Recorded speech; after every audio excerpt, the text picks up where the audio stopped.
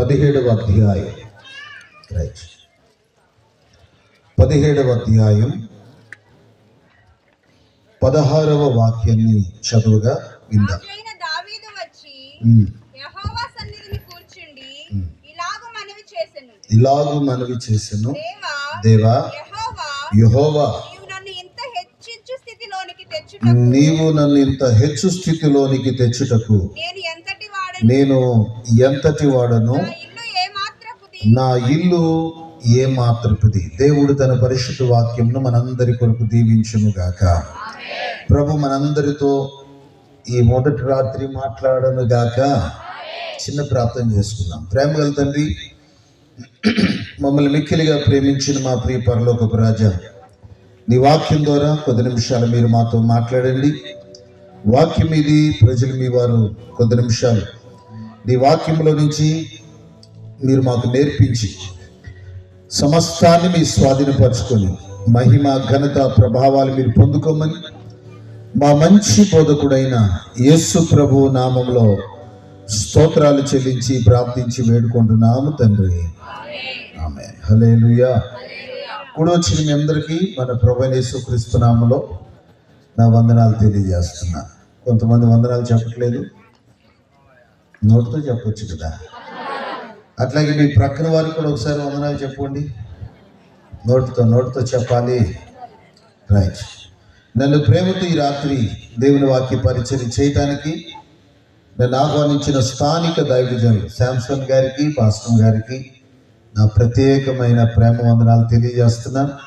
అదేవిధంగా స్థానిక సంఘ పెద్దలకి, మరి యవనస్తులకి, స్త్రీల సమాజం వారికి, మీ అందరికీ కూడా పేరు పేరున నా వందనాలు తెలియజేస్తున్నాం. చక్కని లైటింగ్, సౌండ్ సిస్టమ్, ఆర్కెస్ట్రా మరి ఏర్పాటు చేసిన వారికి కూడా నా వందనాలు తెలియజేస్తున్నాను. ప్రభు మనందరితో ఈ రాత్రి మాట్లాడను గాక. మరి నన్ను ప్రేమకి స్థలానికి పరిచయం చేసిన చార్లెస్ పిన్ని గారు, వారి ఇక్కడ లేకపోయినా వారికి కూడా నా వందనాలు తెలియజేస్తున్నాం. ఈరోజు ఆదివారం దేవుని సన్నిధిలో పగలు పరిశుద్ధ ఆరాధన మహిమకరంగా జరిగిందని నేను అనుకుంటున్నాను. ఈ రాత్రి ప్రభు మనందరినీ దర్శించును గాక. కొద్ది నిమిషాలు మీ పాస్టర్ గారు చెప్పిన టైం ప్రకారం చూస్తే 11 గంటలకి ఆరాధన ముగించాలి. అంటే కరెక్ట్గా నాకు గంట సేపు టైం ఇచ్చారు. ఈ గంట సేపు మేము ప్రశాంతంగా వాక్యం వినగలం ప్రభు అన్న వాళ్ళందరూ ఒకసారి మీ కుడి హస్తాన్ని పైకెత్తుతారా? దేవుడు మీ అంగీకారాన్ని స్థిరపరచును గాక. పరిశుద్ధ బైబిల్ గ్రంథంలో నుంచి సమయాన్ని వ్యర్థం చేయకోకుండా మీరందరూ పగల ఆరాధనలు అలసిపోయినా, మేము కూడా దేవుని వాక్యం చెప్పి ఆదివారం ఆరాధనలు అలసిపోయినా, పరిశుద్ధాత్మ దేవుడు నిన్ను మనలందరినీ బలపరచును గాక. పరిశుద్ధ బైబిల్ గ్రంథంలో నుంచి ఒక ప్రాముఖ్యమైన సందర్భాన్ని ఈ మొదటి రాత్రి మీ ముందు జ్ఞాపకం చేయాలని నేను ఆశ కలిగినాను. దానికి ముందు ఒక చిన్న మాట మీకు జ్ఞాపకం చేస్తాను. మరి దేవుని సేవకులు దేవుడు ప్రేరేపించి మీరందరూ ఆత్మీయంగా బలవంతులుగా మారి ప్రభు రాకడ కొరకు సిద్ధపరచాలని ఒక ఆలోచనతో చక్కగా 3 రాత్రులు మరి పగలలు సభలు ఏర్పాటు చేశారు. ఈ సభలకి మరి విస్తారమైన ఖర్చు ఉంటుంది. ఈ సభల వెనకాల విస్తారమైన కష్టం, పరిచర్య ఉంటుంది. కనుక ఈ సభలు వ్యర్థం పోకుండా కొన్ని ఆత్మలైన ప్రభు కొరకు సంపాదించాలి, దేవుని సన్నిధులు అనేక ఆత్మలు ప్రభు ఎదుట నిలబెట్టాలి అనే ఆశ దైవజనులతో పాటు మీ అందరికీ కూడా ఉండును గాక. ఏ దైవజనుడైనా 10 మంది రక్షించబడితే, ప్రియమంది పిల్లలు, మీరు 10,000 ఇచ్చిన కానుకన్నా 10 మంది రక్షించబడితే ఎక్కడలేని సంతోషం కలుగుతుంది.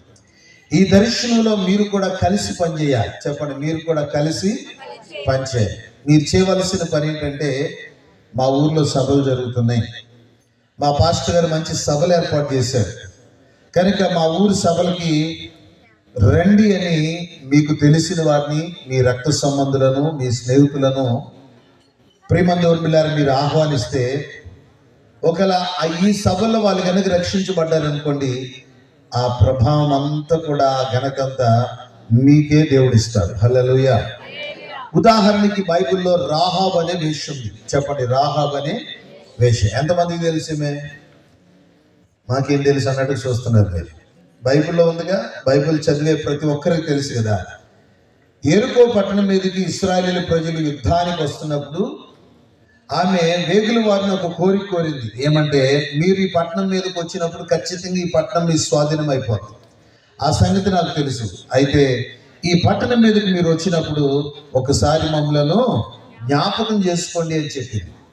ఆశ్చర్యకరమైన విషయం ఏంటంటే, ఆ మాటను నమ్మి ఆమెంట తన స్నేహితులను, తనకు తెలిసిన వారందరినీ తన ఇంట్లోనికి సమకూర్చుకొని, ప్రియుల అవిధేయులతో పాటు నశించిపోకుండా తను రక్షించబడింది, తనతో ఉన్న వారిని కూడా రక్షణలోనికి నడిపించుకుంది. స్తోత్రం. రాహాబు అనే వేషికి అంత భారం ఉంటే మనం పరిశుద్ధులం. చెప్పండి, మనం ఎవరు? నేను పరిశుద్ధుని అన్న వాళ్ళందరూ స్తోత్రం చెప్తారా కదా? ఇప్పుడు మనం ఎవరమై ఉన్నాం? పరిశుద్ధులమై ఉన్నాం. మనకు కూడా ఆత్మల సంబంధమైన భారం కావాలి. కనుక రేపు మీరొక్కడే రాకోకుండా ఈ ప్రాంగణం అంతా నిండిపోయేటట్లుగా ప్రజలను ఆహ్వానించండి. స్తోత్రం. ఎంతమంది ఆహ్వానిస్తారు? ఆహ్వానిస్తే ఆ ఘనత మీకే కలుగుతుంది. మీరు పిలవటమే. ఇక మిగిలిన కార్యక్రమాలన్నీ పాస్టర్ గారు చూసుకుంటారు. అక్కడ డేక్షాలు కనపడుతున్నాయి, భోజనాలు ఆయనే చూస్తాడు, నాకు అర్థమవుతుంది. అన్ని ఏర్పాట్లు పాస్టర్ గారే చూశాడు. మీరు ఒక్క ఫోన్ చేసి పిలవటం మాత్రమే. నిశ్చయంగా దేవుడు ఆ భారాన్ని మీ గుండెలో పెట్టును గాక. బైబిల్ గ్రంథంలో పేతురు కొర్నేలి ఇంటికి వస్తున్నప్పుడు కొర్నేలి ఏం చేశాడంటే, మీరు జాగ్రత్తగా వినాలి, అటు ఇటు దిక్కులు చూడు. కొర్నేలి ఏం చేశాడంటే, తన ముఖ్య స్నేహితులను, తనకు కలిగిన వారందరినీ పిలిపించుకొని మా గ్రామానికి సేవకులు వస్తున్నారు, మా ఇంట్లోనికి పేతురు వస్తున్నాడు, మీరు కూడా వచ్చి నేను పొందిన మేలు పొందండి అన్నట్లుగా పిలిపించుకొని ఆయన ఏం చేశాడంటే, పేతురు ద్వారా వాళ్ళకి సువార్త అందేటట్లుగా చేశాడు. అపోస్తుల కార్యములు 10వ అధ్యాయం వ్రాయబడిన మాట ఏంటంటే, ఆ పేతురు గారి ప్రసంగం విన్న వాళ్ళందరి మీదకి పరిశుద్ధాత్మ దేవుడు దిగి వచ్చాడంట. స్తోత్రం చెప్తారా గట్టిగా? సున్నతి పొందని వారి సహితం పరిశుద్ధాత్మతో నింపబడ్డారు అని బైబిల్ గ్రంథంలో మనం చూస్తాం. ఆ ప్రయాస ఎవరిదంటే కొర్నేలి తన స్నేహితులను పిలిపించుకొని వాళ్ళకి వాక్యం అందేటట్లుగా చేశారు. ఈరోజు నేను అంటాను, ఇక్కడ కూర్చున్న మీ అందరూ కూడా కనీసం మీకు తెలిసిన రక్త సంబంధులను, బంధుమిత్రులను ఈ సభలకు మీరు ఆహ్వానించగలిగితే, వారిని కూడా పరిశుద్ధాత్మ దేవుడు దర్శిస్తే నిశ్చయంగా వారు ప్రభు రాకడకు సిద్ధపడతారు. అతి భారాన్ని పరిశుద్ధాత్మ దేవుడు ఈ రాత్రి మీ గుండెల్లో పెట్టును గాక. రండి, పరిశుద్ధ బైబిల్ గ్రంథంలో నుంచి దేవుని వాక్యాన్ని ధ్యానం చేద్దాం. ఒక రోజున దావీదు దేవుని సన్నిధిలోకి వెళ్ళి ఈ ప్రార్థన చేస్తా ఉన్నాడు. అతను చేసే ప్రార్థన ఏంటంటే, దేవా యెహోవా, ఇంతగా నన్ను హెచ్చించి స్థితిలోనికి తెచ్చుటకు నేను ఎంతటి వాడను, నా ఇల్లు ఏ పాటిది. దావీదు జీవితాన్ని గురించి ఎన్నో ప్రసంగాలు మనం విని ఉంటాం, కానీ దావీదు చేసిన ప్రార్థనలు కూడా మనం చాలా విని ఉంటాం. కానీ ఇక్కడ దేవుని సన్నిధిలో దావీదు చేస్తున్న ప్రార్థన ఏంటంటే, ఇంత హెచ్చు స్థితిలోనికి తెచ్చుటకు నేను ఎంతటి వాడని. దావీదుని దేవుడు హెచ్చు స్థితిలోనికి తెచ్చాడంట. దావీదుని దేవుడు ఘనపరిచాడంట. దావీదుని దేవుడు ఒక ఉన్నతమైన స్థానంలో పెట్టాడంట. దానిని జ్ఞాపకం చేసుకున్న దావీదు దేవుని సన్నిధిలోకి వెళ్ళి ప్రార్థన చేస్తున్నాడు. ఏమని ప్రార్థన చేస్తున్నాడు? 16వ వచనాన్ని కనుక మనం చూస్తే, రాజైన దావీదు వచ్చి యెహోవా సన్నిధిలో కూర్చుని ఇలాగూ మనవి చేశాను, దేవా యెహోవా, నీవు నన్ను ఇంత హెచ్చు స్థితిలోనికి తెచ్చుటకు నేను ఎంతటి వాడను. స్తోత్రం కలుగును గాక. నిజంగా దావీదు ఎంతటి వాడు? దావీదు స్థానం ఏంటి? అలాంటి వ్యక్తిని దేవుడు హెచ్చించాడంట. మనం ఆరాధిస్తున్న దేవుడు ఎవరై అంటే, మనల్ని హెచ్చించే దేవుడు. చెప్పండి, ఎవరైనా మనల్ని దరిద్రులుగా, శాపగ్రస్తులుగా భూమి మీద చాలని జీవితంతో ఉంచేవాడు కాదు ఆయన. ఆయన పిల్లలమైన మనం ఎప్పుడూ ఒక ఉన్నతమైన స్థానంలో ఉండాలని కోరుకుంటాడు. ఆయన పిల్లలమైన మనం ఒక అద్భుతమైన స్థానంలో ఉండాలని కోరుకుంటాడు. ఆయన బిడ్డలమైన మనం ఎప్పుడు కూడా పేదరికంతోనో, దరిద్రతతోనో, చాలని జీవితంతో కాకోకుండా ఒక ఉన్నతమైన ఆశీర్వాదకరమైన జీవితం చేయాలని మన దేవుడు ఎప్పుడు మన విషయంలో ఆశపడుతూ ఉంటాడు. అందుకే దావీదుని దేవుడు ఉన్నత స్థానంలో పెట్టాడంట. అప్పుడు దావీదు ఇలా ప్రార్థన చేస్తున్నాడు, ఇంతగా నన్ను హెచ్చించడానికి నేను ఏ పాటి వాడని. అసలు ఇంతకీ దావీదుని దేవుడు ఏ స్థితిలో పెట్టాడు? దావీదుని దేవుడు ఏ స్థానంలో నిలబెట్టాడు? ఒకసారి పరిశుద్ధ బైబిల్ గ్రంథంలో అదే అధ్యాయంలో నుంచి ఒక వచనాన్ని మీ ముందు ఉంచాలని నేను ఆశపడుతున్నాను. దయచేసి 7వ వచనం కానించి కొన్ని మాటలు చదవండి. కావున నీవు నా సేవకుడైన దావీదుతో చెప్పవలసినది ఏమనగా, సైన్యములకు అధిపతి యగు యెహోవా ఈ ప్రకారము సెలవిచ్చుచున్నాడు, నీవు నా జనులైన ఇశ్రాయేలుల మీద అధిపతివై ఉండినట్లు గొర్రెల వెంబడి ఎంత తిరుగుచున్న నిన్ను గొర్రెల దొడ్డులోంచి తీసుకుని నీవు వెళ్ళిన చోటనెల్లా నీకు తోడై ఉండి నిన్ను ద్వేషించు వారిని నీ ముందర నిలవనివ్వక నిర్మూలన చేసి లోకములోని గనులకున్న పేరు వంటి పేరు నీకు కలగ చేసేదను. చేతులతో ఒక మంచి స్తోత్రం చెప్తారా? దావీదు దేవుని సన్నిధిలోకి వెళ్ళి ఇంతగా నన్ను హెచ్చించడానికి నేను ఎంతటి వాడనని ప్రార్థన చేస్తున్నాడు కదా. ఇంతకీ దావీదును దేవుడు ఎంతగా హెచ్చించాడు అనే విషయాలను మనం చూస్తే ఇక్కడ అంటాడు, నా జనులైన ఇశ్రాయేలీయుల మీద నిన్ను అధిపతిగా చేశాను. రెండవది, నీ వెళ్ళిన చోటనెల్లా నీకు తోడై ఉన్నాను. మూడవది, నీ మీద ఎవరైనా చేయి వెత్తితే వారిని నిర్మూలన చేశాను. నాలుగవది, లోకములోని గనులైన వారికి ఉన్న పేరు నీకు కలగ చేస్తున్నాను. స్తోత్రం చెప్తారా? దావీదు స్థానాన్ని దేవుడు దావీదుకి జ్ఞాపకం చేస్తూ, దావీదుని దేవుడు ప్రియమైన దేవుని బిడ్డలారా 4 విధాలుగా ఆశీర్వదిస్తున్నాడు.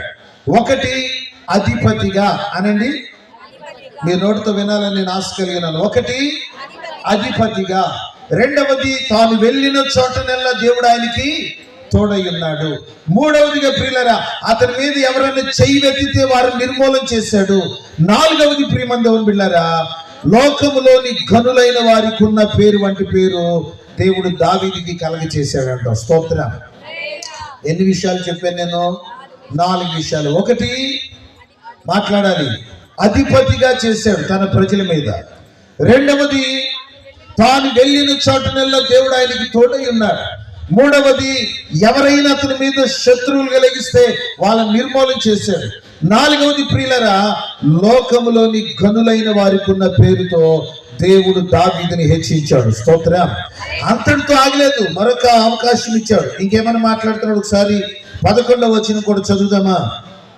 11వ వచనం చదువుదాం. నీ జీవిత దినములు తీరి నీ పితరుల యొద్దకు నువ్వు చేరినప్పుడు నీ కుమారుల వలన కలుగు నీ సంతతిని నేను స్థాపన చేసి అతని రాజ్యమును స్థిరపరుస్తాను. చేతులతో ఒక మంచి స్తోత్రం చెప్పాలి. ప్రియులారా, 5వ ఆశీర్వాదం ఏంటో తెలుసా? ఒకవేళ నీ జీవిత దినాలు సంపూర్ణమైన తర్వాత, ఈ లోక యాత్రను ముగించిన తర్వాత, ఈ లోకంలో నీ జీవితాన్ని ముగించిన తర్వాత, నేను నీ పిల్లలను విడిచిపెట్టను, నీ పిల్లల్ని నేను ఆశీర్వదిస్తాను, వారి రాజ్యాన్ని స్థిరపరుస్తాను. చప్పలు కొట్టి ప్రభుని కనపడదామా? ప్రియులారా, ఇన్ని ఆశీర్వాదాలు ఇచ్చిన తర్వాత దావీదు దేవుని సన్నిధిలోకి వెళ్ళి ప్రార్థన చేస్తున్నాడు. ఇంతగా నన్ను హెచ్చించుటకు నేను ఎంతటి వాడను. అక్కడ దావీదు స్థితిని జ్ఞాపకం చేస్తున్నాడు. దావీదుని దేవుడు ఏ స్థానంలో నిలబెట్టాలనుకుంటున్నాడో జ్ఞాపకం చేస్తున్నాడు. అక్కడ ప్రియులను మనం చాలా జాగ్రత్తగా దేవుని వాక్యాన్ని చూస్తే 7వ వచనంలో అంటున్నాడు, గొర్రెల వెంబడి తిరుగుతున్న నిన్ను. చెప్పండి, ఎక్కడ తిరుగుతున్న వ్యక్తి ఆయన? అందరు మాట్లాడాలి. దావీదు స్థానం ఏంటి? మాట్లాడాలి. దావీదు స్థానం ఏంటి? గొర్రెల కాపరి, గొర్రెలతో సహవాసం చేసేవాడు. ఒక మాటలో చెప్పాలంటే ప్రియులారా, అయిన వారితో, ఆత్మీయులతో, రక్త సంబంధులతో నిషేధించబడి ఎందుకు పనికిరాని వాడవరు అన్నట్లుగా ఒక ప్రక్కకి నెట్టివేసిన ఈ దావీదుని దేవుడు ఏమంటున్నాడంటే, లోకములోని గనులైన వారికి ఉన్న పేరుతో నేను నిన్ను ఆశీర్వదిస్తానంటున్నాడు. స్తోత్రం. అన్నలు సొంత తమ్ముడని చెప్పుకోలేకపోయారు. ఇంకో మాటలు చెప్పాలంటే, సమూయేలు వెళ్ళి నీ బిడ్డల్లో ఒక వ్యక్తిని రాజుగా కోరుకుంటున్నాడు కనుక నీ బిడ్డలను పిలిపించమని చెప్తే, ప్రియమైన దేవుని బిడ్డలు తనకు ఆ ఇంట్లో ఉన్నవారిని పిలిపించాడు, కానీ నాకు ఇంకో కొడుకున్నాడు అన్న విషయాన్ని కూడా చెప్పడానికి తండ్రి ఏమాత్రం కూడా ముందుకు రాలేని పరిస్థితి. అన్నలు ప్రియులారు, నాకు ఒక సహోదరుడు ఉన్నాడని చెప్పుకోలేని స్థితి, నాకు మరొక కొడుకున్నాడని తండ్రి చెప్పుకోలేని స్థితి. తండ్రి చెప్పుకోలేని ఆ వ్యక్తిని ప్రియులారా, నాకు ఒక సహోదరుడు ఉన్నాడని చెప్పుకోలేని ఆ వ్యక్తిని లోకములోని కనులైన వారికి ఉన్న పేరుతో నా దేవుడు ఘనపరచాలని ఆశపడుతున్నాడు. హల్లెలూయా. కనుక ఈ రోజు మనం ఆరాధిస్తున్న దేవుడు ఎవరు అంటే, నిషేధించబడిన రాయిని తలకు మూలరాయిగా చేస్తాడు. ఈ రాత్రి దేవుని వాక్య ధ్యానములో నుంచి ప్రియులారా, ఒక ప్రాముఖ్యమైన 2-3 విషయాలు మాత్రమే మీ ముందు పెట్టి నాకు ఇచ్చిన సమయాన్ని నేను ముగిస్తాను. లేఖన భాగంలో నుంచి దావీదుని దేవుడు ఇంతగా హెచ్చించాడు. 1, అధిపతిగా చేశాడు. 2, తాను వెళ్ళిన చోటనెల్లా తోడై ఉన్నాడు. 3, ప్రియమందోరు పిల్లరా, అతని ముందు ఏ శత్రువు లేకుండా చేశాడు. 4వది, లోకంలోని ఘనులైన వారికి ఉన్న పేరు ఇచ్చాడు. 5వదిగా మనం చూస్తే తన జీవిత దినాలు పూర్తయిపోయిన తర్వాత అతని బిడ్డల్ని, తన రాజ్యాన్ని నా దేవుడు స్థిరపరుస్తాను అని చెప్పాడు. స్తోత్రం. హల్లెలూయా. నీ బిడ్డలు నేను అనాథగా విడిచిపెట్టను, నీ బిడ్డలు నేను ఎట్టి పరిస్థితుల్లో కూడా విడిచిపెట్టని చెప్పి దేవుడు అద్భుతమైన అభయహస్తం ఇచ్చి అతనిని దీవించిన తర్వాత వెంటనే అతడు ఈ ప్రార్థన చేస్తున్నాడు, ఇంతగా నన్ను హెచ్చించడానికి నేను మాట్లాడాలి. మూలవాక్యం చెప్పండి. ఇంతగా నన్ను హెచ్చించుటకు నేను ఎంతటి వాడను? అసలు నా ఇల్లు ఏ పాటిది? ఈ ఆశీర్వాదాన్ని అనుభవించడానికి నేను అర్హుడను కాదు. ఈ ఆశీర్వాదాన్ని నేను కలలో కూడా ఊహించలేదు. ఈ ఆశీర్వాదాన్ని నా జీవితంలో ఎన్నడూ నేను అనుభవిస్తానని ఆలోచన చేయలేదు. నన్ను ఎంతగా హెచ్చించావు ప్రభువని అతడు దేవుని సన్నిధిలో చేసిన ప్రార్థన మనం చాలా జాగ్రత్తగా చూడాలి. ఎంతకీ దావీదుని ఇంతగా హెచ్చించడానికి దావీదులో దేవుడు ఏం చూశారు? రండి, పరిశుద్ధ బైబిల్ గ్రంథంలో నుంచి మీ ముందు కొన్ని విషయాలను జ్ఞాపకం చేస్తాను.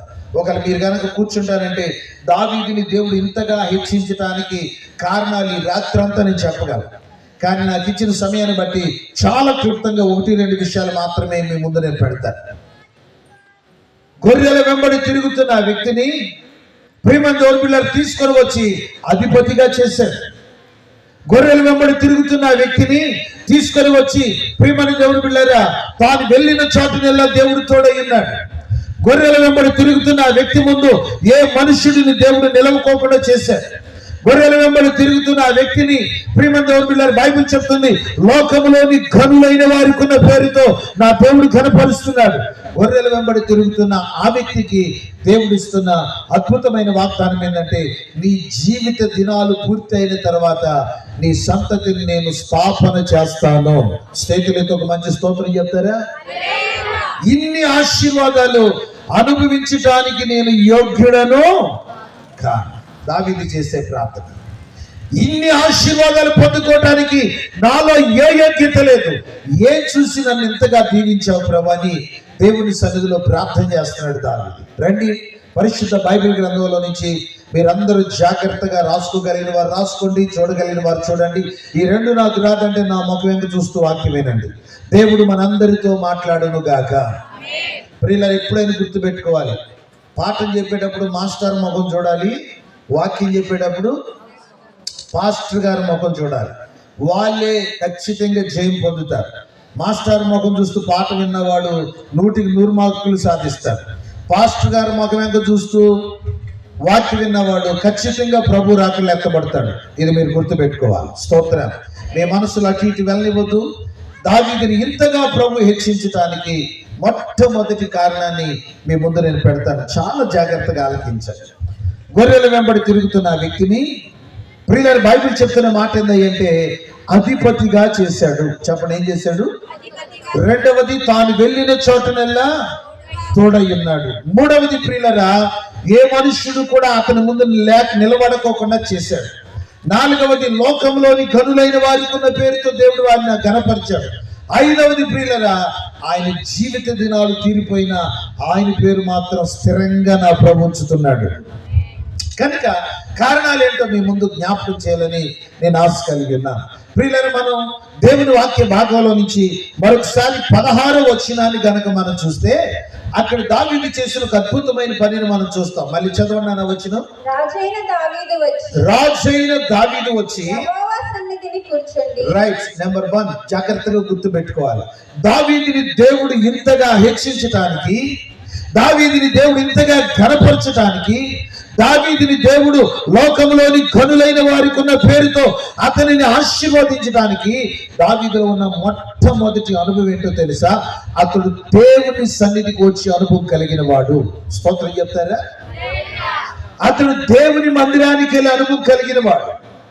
అతడు దేవుని సన్నిధిని ప్రేమించే అనుభవం కలిగిన వాడు. అతడు దేవుని సన్నిధిని బహుగా ప్రేమించిన వ్యక్తిగా బైబిల్ గ్రంథంలో దేవుడు దావీదును చూశాడు. నేనంటాను ప్రియులారా, నీ జీవితం హెచ్చించబడాలన్నా, నీవు ఆశీర్వాదకరంగా ఉండాలన్నా, నీ జీవితంలో ఉన్నతమైన ఆశీర్వాదానికి నువ్వు వారసుడిగా మారాలన్నా నువ్వు చేయవలసిన పని ఏంటంటే ప్రతి ఆదివారం, ప్రతి బుధవారం దేవుని సేవకులు ఏ ఏ సమయానికి దేవుని సన్నిధిని నిర్ణయించారో ఆ సన్నిధిలోకి వెళ్ళి కూర్చునే అనుభవం నీకు ఖచ్చితంగా ఉండాలి. అది ఉన్నవాడిని నా దేవుడు దీవిస్తాడు. ఎందుకంటే బైబిల్ చెప్తుంది, యెహోవా తన పరిశుద్ధ ఆలయములో ఉంటాడు. చెప్పండి, ఎక్కడ ఉంటాడు ఆయన? మనం ఆరాధిస్తున్న దేవుడు ఆ కొండల మీద, ఈ గుట్టల మీద కూర్చునేవాడు కాదు, లేకపోతే ఆ చెట్ల కింద, ఈ చెట్ల కింద ఉండేవాడు కాదు. మనం ఆరాధిస్తున్న దేవుడు ఎవరంటే పరిశుద్ధుడు. అనండి, చెప్పండి, ఆ పరిశుద్ధుడైన దేవుడు ఎక్కడ ఉంటాడు? పరిశుద్ధ ఆలయాల్లో ఉంటాడు. దేవుడు తన కొరకు ఏర్పాటు చేసుకున్న స్థలం ఒకటి ఉంటుంది, అది దేవుని మందిరం. ఆ మందిరంలోనికి ఎవరైతే వస్తారో దేవుడు వారిని హెచ్చిస్తాడు. చెప్పాలి గట్టిగా హల్లెలూయా. చాలా మందికి దేవుని మందిరం అంటే నిర్లక్ష్యం, చాలా మందికి దేవుని మందిరం అంటే చిన్న చూపు, చాలా మందికి దేవుని సన్నిధిలోనికి రావడానికి సిగ్గుపడతారు. చాలా విచిత్రమైన విషయం. నేను కొంతమందిని అడుగుతాను, బిడ్డ ఎందుకురా నువ్వు మందిరంలోకి రాలేవంటే, అని నాకు సిగ్గేస్తుందని ఆ మందిరంలోనికి రావటానికి అంటారు. నేను అంటాను, బీడీ తాగడానికి సిగ్గుపడాలి, మందు తాగడానికి సిగ్గుపడాలి, పేకాట ఆడటానికి సిగ్గుపడాలి, వ్యభిచారం చేయడానికి సిగ్గుపడాలి. మందిరానికి రావడానికి ఎప్పుడు కూడా నువ్వు సిగ్గుపడకూడదు. అది దేవుడు నీవు కలుసుకునే స్థలం.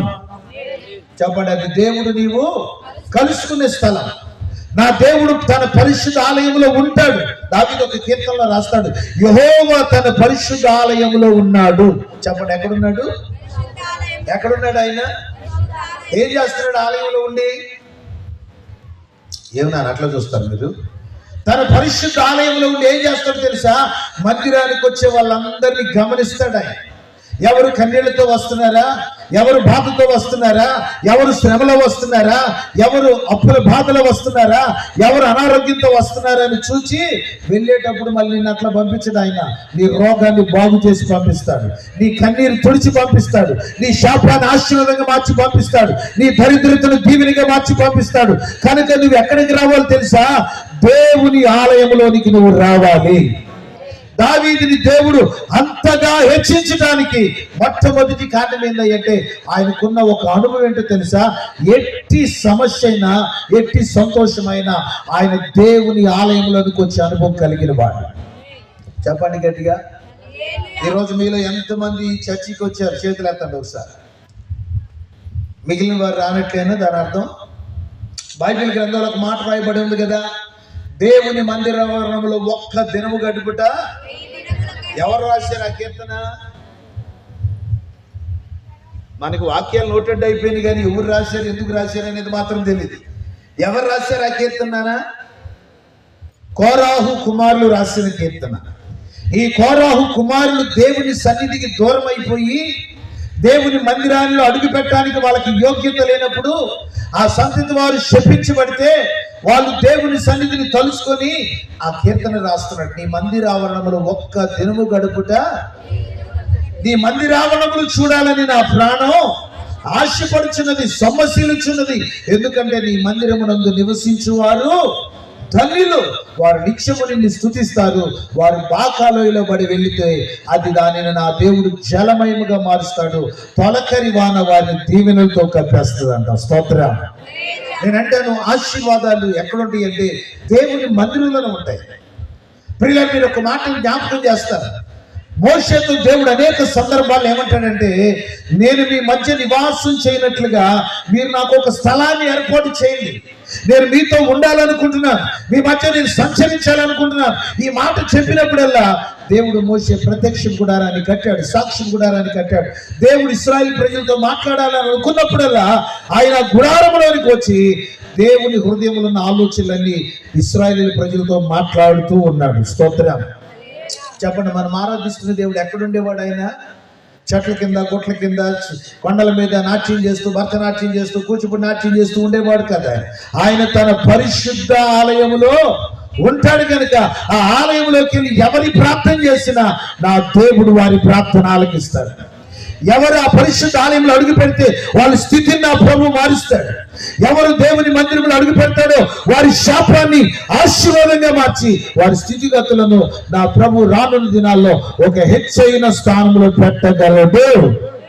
కనుక ఈరోజు మనం నేర్చుకోవాల్సిన పాఠం ఏంటంటే, ప్రతి దేవుని బిడ్డ ఎట్టి పరిస్థితుల్లో దేవుని మందిరానికి వెళ్ళటం మానకూడదు. అర్థమైన వాళ్ళందరూ ఒక ఆమె చెప్తారు అనుకుంటున్నాను నేను. విచిత్రమైన విషయం ఏంటంటే, ప్రియమైన దేవుని బిడ్డలారా, దేన్నైనా మానేత్తంగా వెళ్ళకోకుండా ఉండలేం, కానీ మందిరాన్ని మాత్రం చాలా సింపుల్గా మానేస్తామా. దేవుని మందిరంలో దేవుడు నివాసం చేస్తాడు. ఒక మాట నేను చెప్తాను, జాగ్రత్తగా ఆలకించండి. ఇదే దావీదు ఒక రోజున ఏమని మాట్లాడతాడంటే, కీర్తన గ్రంథం 23వ అధ్యాయంలో, నీకు చిరకాలం సింహాసనం కావాలా, చిరకాలం దేవుని మందిరం కావాలంటే అతడు ఏం కోరుకున్నాడు చెప్పాలి. నన్ను ఏం కోరుకున్నాడు చెప్పాలి. ఏం కోరుకున్నాడు? సండే స్కూల్ పిల్లల్ని అడిగి దీనికి సమాధానం చెప్తారు కదా. కంఠత వాక్యంలో 23వ కీర్తనలో ఏమని రాయబడింది చెప్పండి? చిరకాలము యెహోవా మందిరములో నేను నివాసము చేయగోరుచున్నాను. హల్లెలూయా చెప్పండి. దావీదుకి సింహాసనం అంటే ఇష్టమా, మందిరం అంటే ఇష్టమా? చెప్పాలి. ఈనాడు అసలు సీట్ ఎక్కారంటే దిగడానికి ఇష్టపడతలేదు రాజకీయ నాయకులు. తెలుసా మీకు? ఎన్ని ప్రయత్నాలు చేస్తున్నారు, ఎన్ని లక్షలు ఖర్చు పెడుతున్నారు, కోట్లు ఖర్చు పెడుతున్నారు. కానీ దావీదుకి దేవుడు ప్రేమించి, బిడా నువ్వు సింహాసనం మీద ఉండరంటే ఆయన అంటాడు, నాకు ఈ సింహాసనం కాదయ్యా, నాకు నీ మందిరమే కావాలి. స్తోత్రం చెప్తారా గట్టిగా? ఎందుకు దేవుని మందిరాన్ని అంతగా ప్రేమిస్తున్నాడంటే, దేవుడు సింహాసనం దగ్గర ఉన్నాడంట, దేవుని మందిరంలో ఉంటాడు. బిడ్డలారా, ఈ మైకి శబ్దం ద్వారా వింటున్న వారు కానీ, ఇక్కడ కూర్చున్న వారు కానీ, ఒక దైవజనుడిగా మీ ఆత్మీయ జీవిత క్షేమం కోరి తెలియచేసే మాట ఏంటంటే, ఎట్టి పరిస్థితుల్లో నువ్వు దేవుని మందిరాన్ని నిర్లక్ష్యం చేసే వ్యక్తిగా ఉండకూడదు. దావీదు ఒక రోజు ప్రార్థన చేస్తాడు. ఏమని మాట్లాడతాడంటే, యెహోవా యొద్దకు నేను ఒక వరం అడిగాను, దాన్ని నేను వెతుకుచున్నాను. ఆయన ప్రసన్నత చూచుటకు, ఆయన ఆలయములో ధ్యానించుటకు నా జీవిత కాలం అంతా కూడా నేను యెహోవా మందిరములో నివసింపగోరుచున్నాను. ఉందా? మీ బైబిల్లో ఉందా? మీరందరూ క్రైస్తవులేనా, లేకపోతే ఏమన్నా అన్య జనులు ఎవరైనా ఉన్నారా? మీరు అట్లా చూస్తుంటే అసలు నాకు మీరు బైబిల్ చదువుతున్నారో లేదో డౌట్గా ఉంది. ఏదో ఒకసారి మీ బైబిల్ నాకు చూపిస్తారా? మీ బైబిల్ నాకు చూపించండి అన్న. నాకొద్దు మీ అందరి దగ్గర కన్నా నా దగ్గరే కాస్ట్లీ బైబిల్ ఉంది, చూపించండి ఒకసారి. కొంతమంది దగ్గర బైబిల్ లేవు, బ్రదర్స్ దగ్గర. ఇట్లారా ఎందుకని లేవు మీ దగ్గర బైబిల్స్? కొనుక్కోవడానికి డబ్బులు లేవా? నేను ఒక సలహా ఏమన్నా మీకు, ఒక సలహా ఏమన్నా, ఒక్క ఆదివారం నువ్వు మాంసం కూర మానేస్తే నీకు బైబిల్ వచ్చేస్తుంది. తెలుసా? ఒక్క ఆదివారం, ప్రభా ఈరోజు ఈ ఆదివారం నేను మాంసం మానేస్తానయ్యా, బైబిల్ కొనుక్కుంటానయ్యా అని కనుక నువ్వు బైబిల్ కొనుక్కోగలిగితే, ఆ వారం మంచి నీళ్లు పోసుకునైనా నువ్వు తినగలిగితే, నీ సమర్పణ దేవుడు చూసి నీకు ఏది తక్కువ చేయడు. స్తోత్రం. బైబిల్ కొనుక్కోవాలి. నేను ఒక సలహా ఇస్తున్నాను, మీరు గుర్తుపెట్టుకోండి. మీ ఇంట్లో నలుగురు కనుక ఉన్నారంటే కనీసం 6 బైబిల్స్ ఉండాలి మీ ఇంట్లో. హలో, అందరు ఇక్కడే ఉన్నారా? మీ ఇంట్లో 4 మనుషులు ఉన్నారంటే ఎన్ని బైబిల్స్ ఉండాలి? మీకు అర్థమయ్యే రీతిలో చెప్తాను. వాక్యం మీరు బాగా నేర్చుకోవాలన్న ఆశ. మీ ఇంట్లో 4 ఉన్నారనుకోండి, భోజనం చేసే పల్లెలు ఎన్ని ఉంటాయి? 4 ఉంటాయా? వెనకాల భక్తులు చెప్పండి, ఎన్ని ఉంటాయి? అసలు దీక్షాలమ్యాము కానీ, లేకపోతే పల్లెలు అమ్మాము కానీ మీ ఇంటి ముందు నుంచి వెళ్తే దించుకోకుండా పంపిస్తామని మీ ఇంట్లో 10 పల్లెలను ఇంకో పల్లెని కొనాలని ప్రయత్నం చేస్తాం. ఎందుకని? ఆడవాళ్ళకున్న రోగం ఏంటంటే ఎన్నున్నా చాలు కొంటానే ఉంటారు, పేరుతూనే ఉంటారు. ఒకవేళ మాలాటోళ్ళు వచ్చి ఎందుకమ్మా నీకు అన్నావని మేము అడిగామనుకో, మీరు ఏమంటారు తెలుసా? అప్పుడప్పుడు చుట్టాలు అవుతారు కదా అన్నయ్య, పిల్లలు పెద్దోళ్ళు అవుతారు కదా అన్నయ్య, మరి వాళ్ళకి కావాలి కదా అన్నయ్య. నిజమే కదా, అప్పుడప్పుడు చుట్టాలు వచ్చినప్పుడు మరి వాళ్ళకు కూడా మన బైబిల్ ఒకటి ఎక్స్ట్రా ఇవ్వాలి కదా. పల్లెలు ఎలా కొంటామో అట్లాగే బైబిల్ కూడా ఇవ్వాలి కదా. ఒక మాట చెప్పిన, ఎప్పుడు రాని చుట్టాలు ఆదివారం వస్తారు మన ఇంటికి. తెలుసా మీకు ఆ సంగతి? తెలుసా? మీరేమనుకోనంటే వాళ్ళకొక నేను పేరు పెట్టాను మా సంఘంలో. ఆదివారం వచ్చే చుట్టాలు ఎవరైతే సిగ్గు సెలవు లేని చుట్టాలు. ఎందుకంటే వాళ్ళు మందిరానికి వెళ్ళరు. ఒకరు పాస్టర్ గారు శాంసన్ గారు వచ్చి, అమ్మా ఎందుకు రాను మందిరానికి రాలేదంటే, రావాలని సిద్ధపడ్డాననియా. వచ్చే వాళ్ళు కుదురుగా వస్తారా? వినకొండలో దిగి చెప్పండి, వినకొండలో దిగి 1 కేజీ చేపలు, 1 కేజీ మటను, 1 కేజీ రొయ్యలు తీసుకొని వచ్చి ఈరోజు మీతో కలిసి ప్రేమ విందు చేసుకోవాలని ఆశ ఉందని, కానీ వాటిని చూసి నువ్వు ఖచ్చితంగా మర్చిపోతావు. నేను ఒక మాట చెప్తాను, గుర్తుపెట్టుకోండి. ఆదివారం మీ ఇంటికి ఎప్పుడు ఎవరు చుట్టాలు రాకుండా ఉండాలంటే ఎగస్ట్రా మీ దగ్గర బైబిల్ ఉంటుంది. 6 బైబిల్ కొనమని చెప్పాను కదా. ఈ ఎగస్ట్రా బైబిల్ వాళ్ళ చేతికిచ్చి మౌనంగా తీసుకొచ్చి టీవీలు కూడా ఒక్కొక్కటి చర్చిలో కూర్చోబెట్టు. జీవితంలో ఎప్పుడు ఆదివారం 10 మంది ఇంటికి రాడు. నేను మా సంఘానికి అదే అలవాటు చేశాను. ఆదివారం ఎవరైనా చుట్టాలు కనుక వచ్చారంటే మీరు చేయవలసిన పని ఏంటంటే మంచినీళ్ళు ఇచ్చి టీ కూడా ఇవ్వకుండా చక్కగా మందిరంలోకి బైబిల్ ఇచ్చి తీసుకొని రా బిడ్డ, జీవితంలో ఎప్పుడు నీకు ఆదివారం రాదు అని చెప్పాను. అదే జరిగింది జీవితంలో. స్తోత్రం చెప్పండి. కనుక బైబిల్ ఏం చెప్తుందంటే ప్రతి ఒక్కరి దగ్గర దేవుని వాక్యం అనేది ఉండాలి. కనుక మీరు ఏమాత్రం బైబిల్ చదివితే టక్క నాకు సమాధానం చెప్తారు. నేను టక్క 4 మాటలు మీ ముందు జ్ఞాపకం చేస్తాను. ఏమన్నాడు దావీదు చెప్పండి? యెహోవా యొద్ద ఒక వరం అడిగితిని, దానిని నేను వెతుకుచున్నాను. నా జీవిత కాలం అంతయు కూడా ఆయన స్తుతించటానికి, ఆయన ఆలయంలో ధ్యానించటానికి ఎక్కడ ఉండాలని ఆశపడుతున్నాడంట? యెహోవా మందిరంలో ఉండాలని దావీదు ఆశపడుతున్నాడు. ఎందుకయ్యా దావీదుకి దేవుని మందిరం అంటే ఇంత ప్రేమ అంటే, మానవుడు దేవుడు కలుసుకునే స్థలం. చెప్పండి, మానవుడు దేవుడు కలుసుకునే స్థలం, దేవుడు నీ కన్నీరు తుడిచే స్థలం, దేవుడు నీ శాపాన్ని ఆశీర్వాదంగా మార్చే స్థలం, దేవుడు నీ పరిస్థితిని మార్చగలిగిన స్థలం ఏంటంటే అది దేవుని మందిరం. అందుకే అక్కడ రాయబడిన మాట ఏంటంటే, రాజైన దావీదు యెహోవా సన్నిధికి వచ్చాడంట. స్తోత్రం కలుగునుగా. ఈ ఊర్లో ఎంతమంది రాజులు ఉన్నారు? చేతులు ఎత్తండి. రాజులు, రాజ్యాన్ని పరిపాలన చేసే రాజులు. ఇక్కడ కూర్చున్న భక్తులు ఎంతమంది ఉన్నారు? మనం ఎవరో రాజులు కాదు, ఒక సాధారణమైన మనుషులు.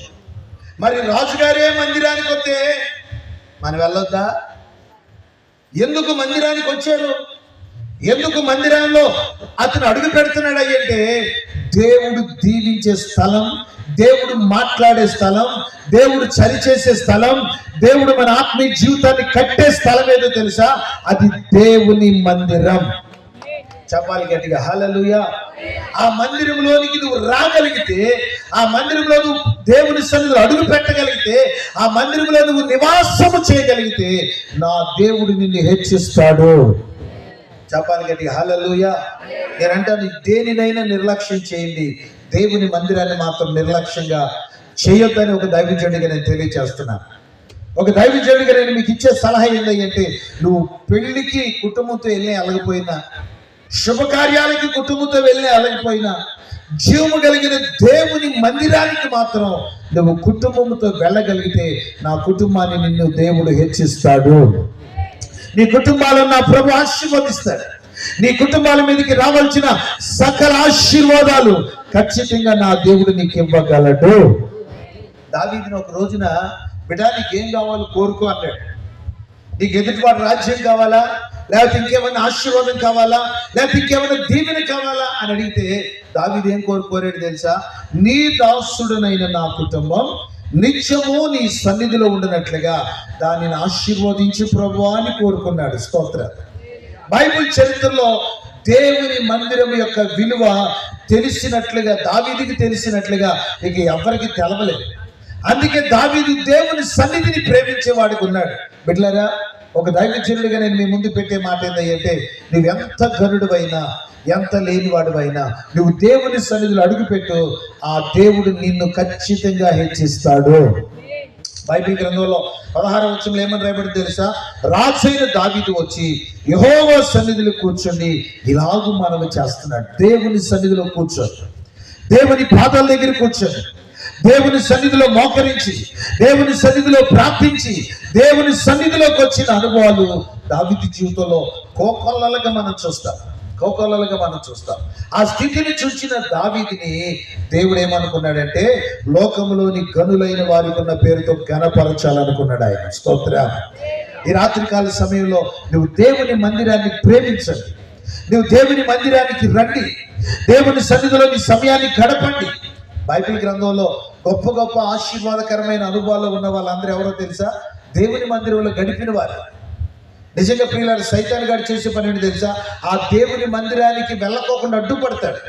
ఎక్కడికైనా కుటుంబాలతో వెళ్ళిపోతారు, ఏ స్థలానికైనా కుటుంబాలతో వెళ్తారు, కానీ మందిరానికి మాత్రం కుటుంబాలతో సైతాన్ రానివ్వడు.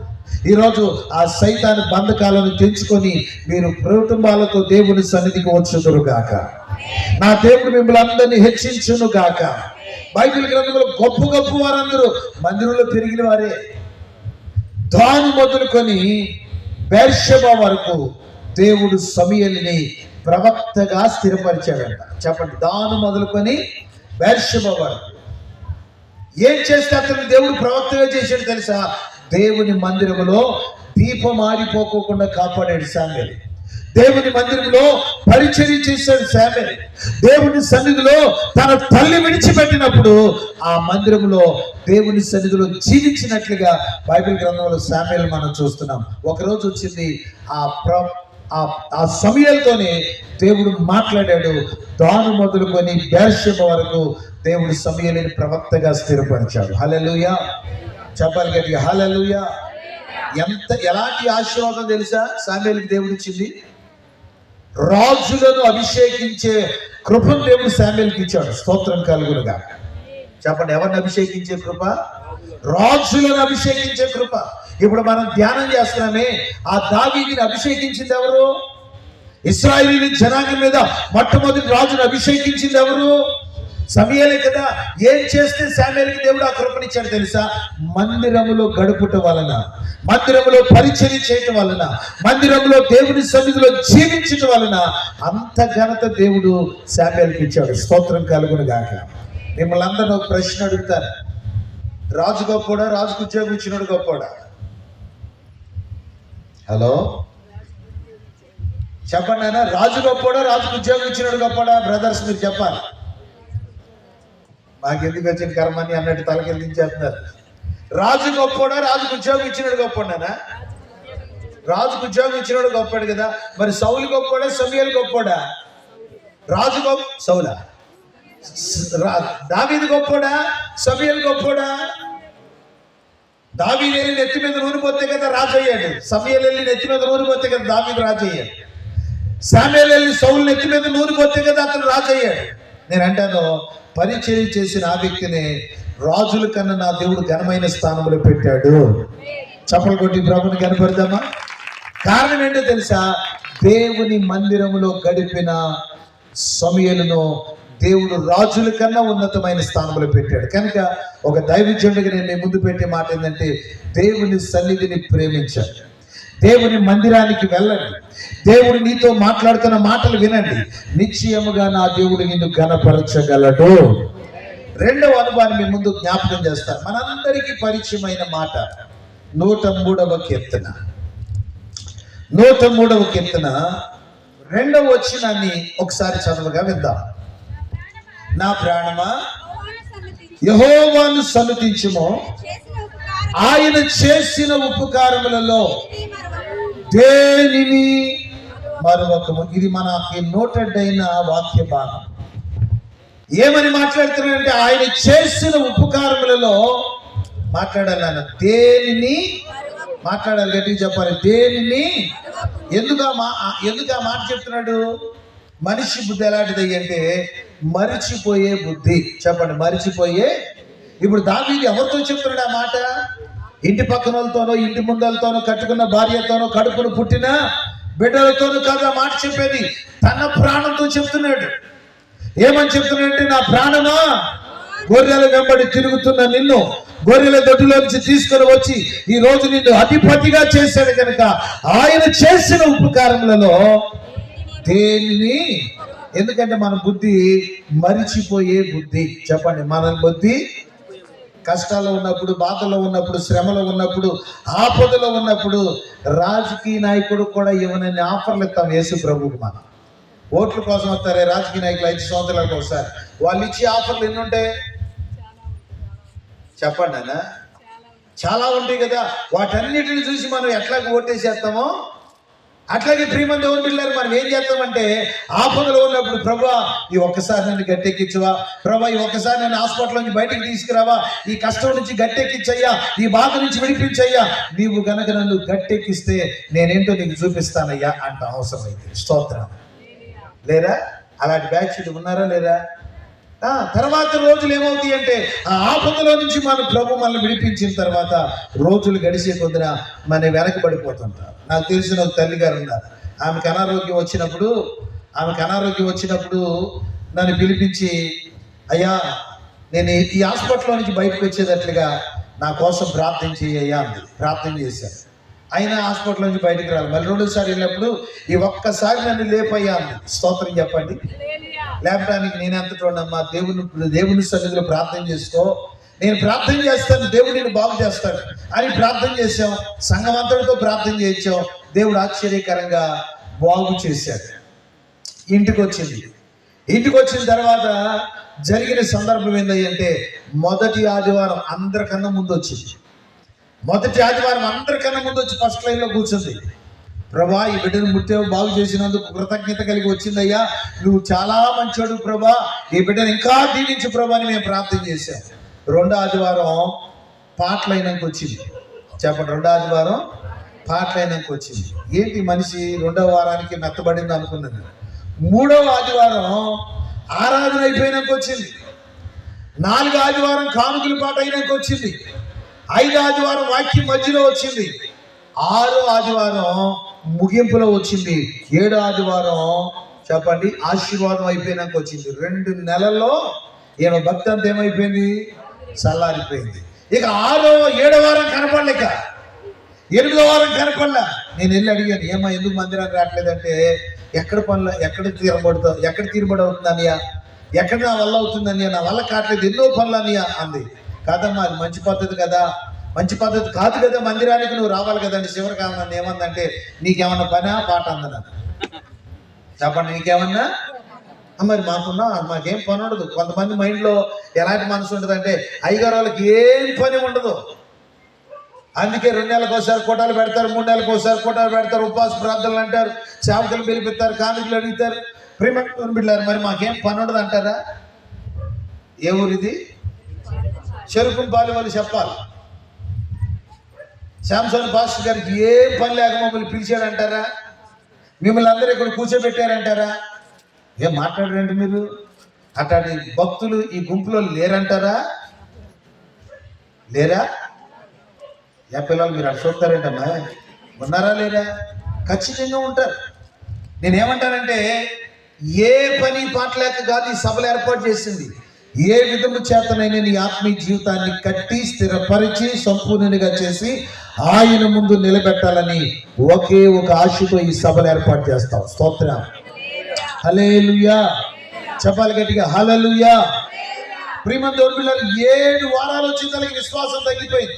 చివరికి ఏమన్నారంటే, మీకేం పని పాట లేదన్నట్లుగా మాట్లాడారు. నేనేమంటానంటే, ఇలా మనం ప్రవర్తించకూడదు. ఆయన చేసిన ఉపకారములలో మర్చిపోతే ఏం జరుగుతుందో తెలుసా? అది కూడా మీకు జ్ఞాపకం చేసి ముగిస్తాను. యెషయా గ్రంథం, బైబిల్ ఉన్న వారందరూ ఒకసారి చూద్దాం. యెషయా గ్రంథం 29వ అధ్యాయం. బైబిల్ ఉన్న వారందరూ ఒకసారి చూడండి. యెషయా గ్రంథం 29వ అధ్యాయం, క్షమించాలి 39వ అధ్యాయం. మొదటి నుంచి కొన్ని వచనాలు చదవండి ఆయన. ఆ కాలమందు బబులోను రాజును బలాధాను కుమారుడైన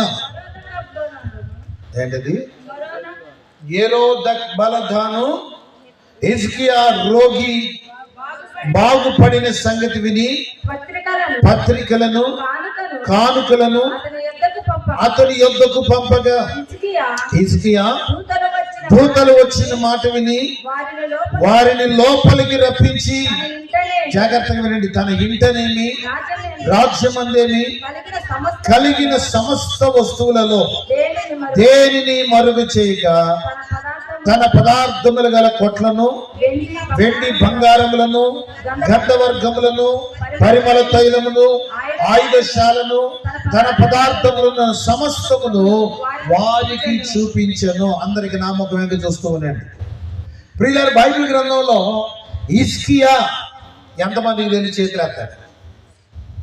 మేమన్నా కాలంలో ఉన్నామా అని చూడబాక. నువ్వు బైబిల్ చదివే అలవాటు ఉంటే హిజ్కియా నీకు తెలుసు.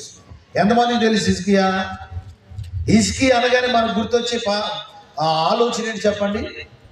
హిజ్కియా అనగానే అతడు రోగి అయి ఉండటం, అతడు గోడ తట్టు ముఖం తిప్పుకొని కన్నీళ్లు కాచి ప్రార్థన చేయటం, దేవుడు తిరిగి ఆయనకి 15 సంవత్సరాలు ఆయుష్ ఇవ్వటం. ఈ కథ సండే స్కూల్ పిల్లల్ని అడిగినా చెప్తారు, మీరేం మౌనంగా ఉన్నారు చెప్పండి. హిజ్కియా అనగానే మనకి జ్ఞాపకం వచ్చే చరిత్ర ఏంటంటే తిరిగి 15 సంవత్సరాలు ఆయుష్ పొందాడు ఆయన.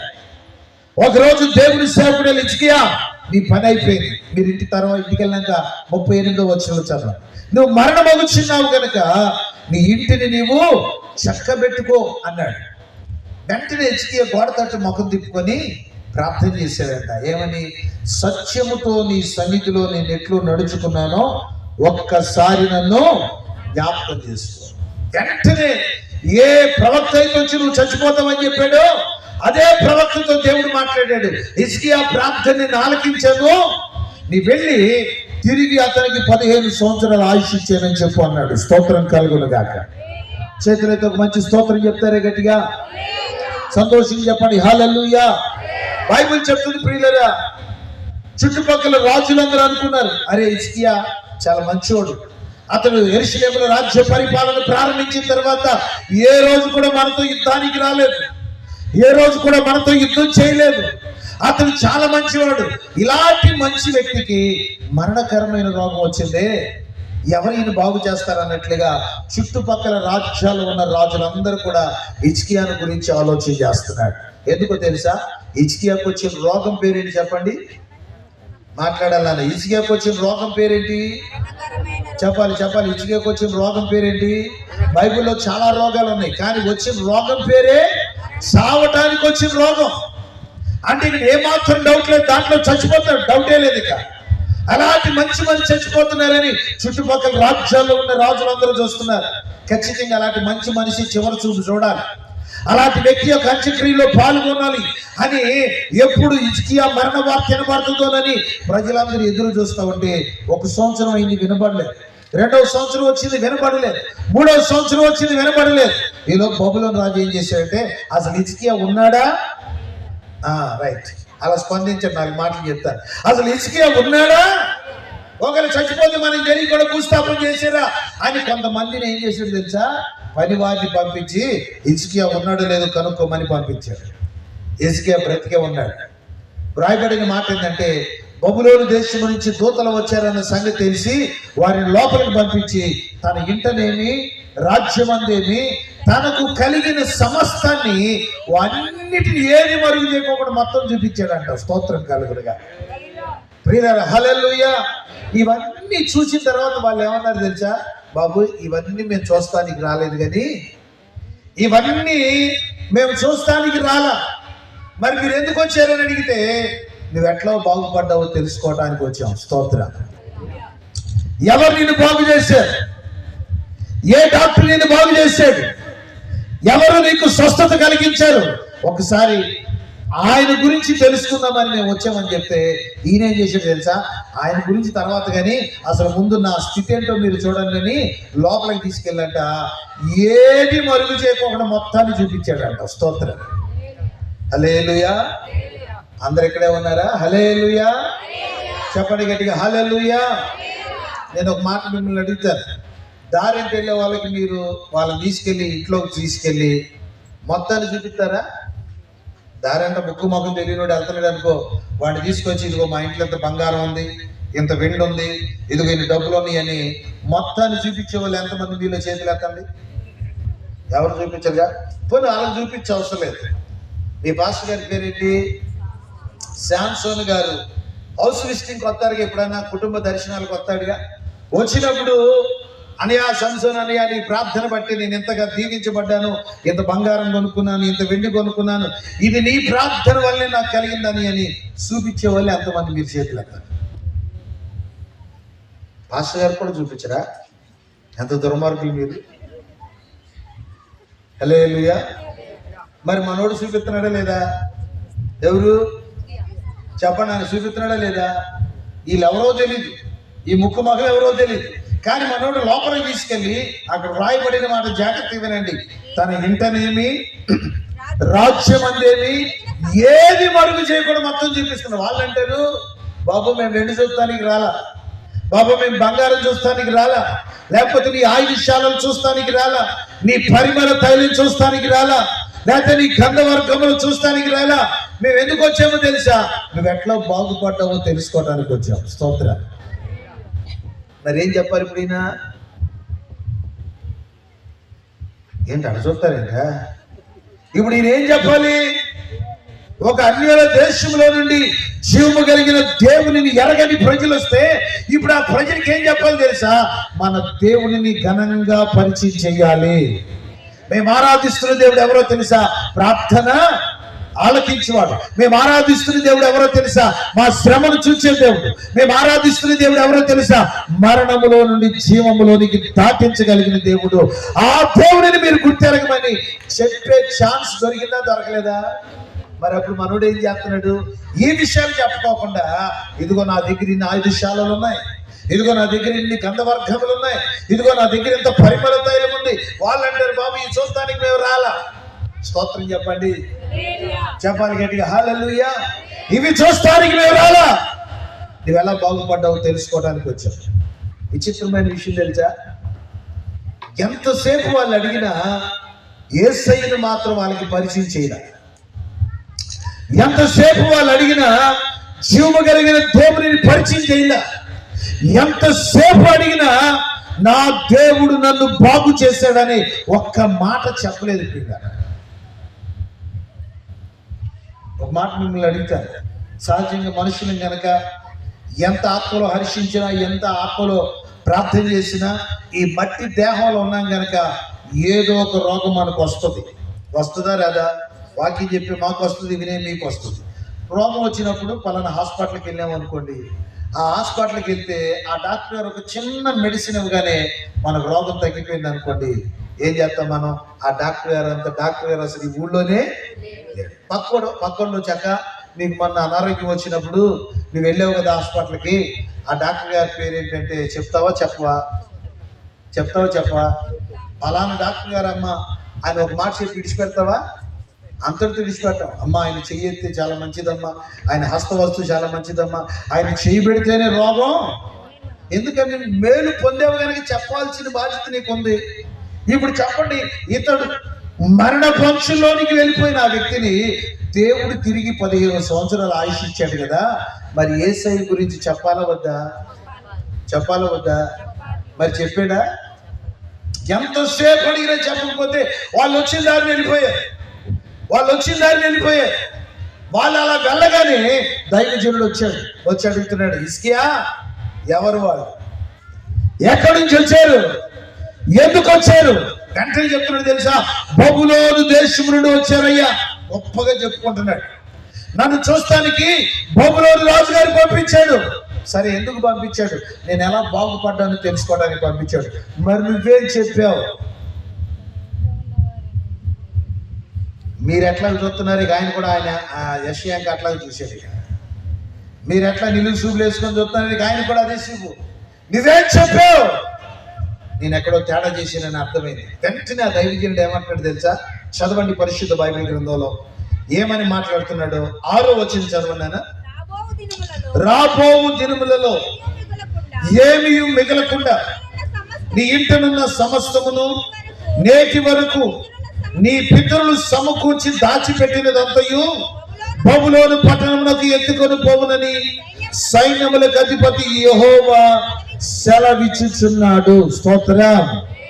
దేనిని చూసి నువ్వు గర్వించావో, దేనిని చూసి నువ్వు అతిశయించావో, ఏ వెండిని చూచావో, ఏ బంగారాన్ని చూచావో, ఏ గంధ వర్గములను చూచావో, రాబో దినములలో ఇదే బబులోను రాజు నీ మీదకి యుద్ధానికి వస్తాడు. రాబో దినములలో ఇదే బబులోను రాజు నీ యుద్ధానికి వస్తాడు. వచ్చేం చేస్తాడు తెలుసా? నీవు సంపాదించింది, నీ పితరులు సంపాదించింది సమస్తాన్ని బబులోను రాజ్యానికి చెరగా తీసుకొని వెళ్ళిపోతాడు. ఎందుకో తెలుసా? నీవు కృతజ్ఞత మాట్లాడాలి. నువ్వు కృతజ్ఞత లేనివాడు. అందుకే దావీదు ఏమంటున్నాడు? నా ప్రాణమా ఆయన చేసిన ఉపకారములలో మరిచిపోతే జరిగే నష్టం దావీదుకి బాగా తెలుసు. ఈనాడు చాలా మంది జీవితాలలో దేవుడు చేసిన మేలును మర్చిపోతున్నారు. ఇక్కడ దావీదుని హెచ్చించడానికి రెండవ కారణం ఏంటంటే కృతజ్ఞత గలవాడు. చెప్పండి, ఎవరంటే ఆయన? కానీ ఈనాడు భూతార్థం పెట్టి వెతికిన మనుషులు ఏం దొరకట్లేదు.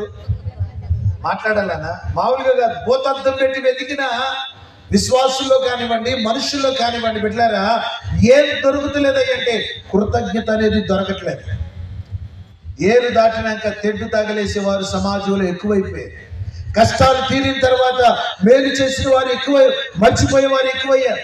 బాధలో ఉన్నప్పుడు, కష్టాల్లో ఉన్నప్పుడు రాత్రి మగలు సేవకులుగా మాకు నిద్రాహారం లేకుండా చేసే విశ్వాసులు ఉంటారు. ఆ మేలు పొందిన తర్వాత కనీసం మేము ఈ దారంటే వస్తుంటే ఆ దారంటే పారిపోయే వాళ్ళు కొంతమంది ఉంటారు. కనీసం వందనాలు చెప్పేట్టుగా కూడా వాళ్ళు బాధపడిపోతూ ఉంటారు. కారణం ఏంటంటే నేటి దినాన పనిచేస్తున్న ఒక ఆత్మ ఏంటో తెలుసా? కృతజ్ఞత లేని ఆత్మ. అనండి, చెప్పండి, ఏ ఆత్మ ఇది? అందుకే మన జీవితాల్లో దీవెన పొందలేకపోతున్నాం బిడ్డలారా. అందుకే మన జీవితంలో ఆశించింది అనుభవించలేకపోతున్నాం. వీటన్నిటిని తెలిసిన దావీదు ఏమంటున్నాడంటే, నా ప్రాణమా ఆయన చేసిన ఉపకారములలో మర్చిపోతే జరిగే నష్టం దావీదుకి బాగా తెలుసు. హల్లెలూయా. వింటున్నారా? హల్లెలూయా. చెప్పాలి గట్టిగా, హల్లెలూయా. బైబిల్ గ్రంథంలో ఇంకా కింద ఏమని రాశాడు తెలుసు? 7వ వచనం చదవన్నానా? మరియు నీ గర్భమందు పుట్టిన నీ పుత్ర సంతతను బబులోను రాజ్యం నగరమందు నపుంసకులుగా మార్చుటకై వారు తీసుకొని పోబడుదురు. ఎంత కఠినమైన శిక్ష తెలుసా? ఒక ఆస్తి పోయినా పర్లేదు, డబ్బులు పోయినా పర్లేదు, పితరులు సంపాదించింది పోయినా పర్లేదు, బిడ్డలు ఉన్నారు అనుకుంటా కూడా ఛాన్స్ లేకుండా వారిని కూడా బబులోను రాజ్యానికి తీసుకుని వెళ్ళిపోతారంట. తీసుకుని వెళ్ళిపోయి అక్కడ ఏం చేస్తారు? వాళ్ళని నపుంసకులుగా మార్చేస్తారు. కారణం ఏంటో తెలుసా? కృతజ్ఞత లేని జీవితం. చెప్పండి, ఏ జీవితం అది? ఈరోజు ఒక దైవజనుడిగా నేను మీ అందరికీ తెలియచేసే ఒక మంచి మాట ఏంటంటే, దేవునికి ఇష్టం లేని పాపాలు రెండు, అన్నిటికన్నా ఘోరమైన పాపాలు రెండు. ఒకటి కృతజ్ఞత లేకపోవటం, రెండవది వ్యభిచారం చేయడం. ఈ రెండింటిని చేసిన ఎవరిని నా ప్రభు విడిచిపెట్టలేదు. కానీ ఈరోజు దేవుని వాక్యం అంటే మన జీవితంలో పరిశుద్ధాత్మ దేవుడు మనతో మాట్లాడుతున్న విషయం ఏంటంటే, మనము కృతజ్ఞత కలిగిన వారముగా ఉందముగాక. గొర్రెల వెంబడి తిరుగుతున్న దావీదుని గొర్రెల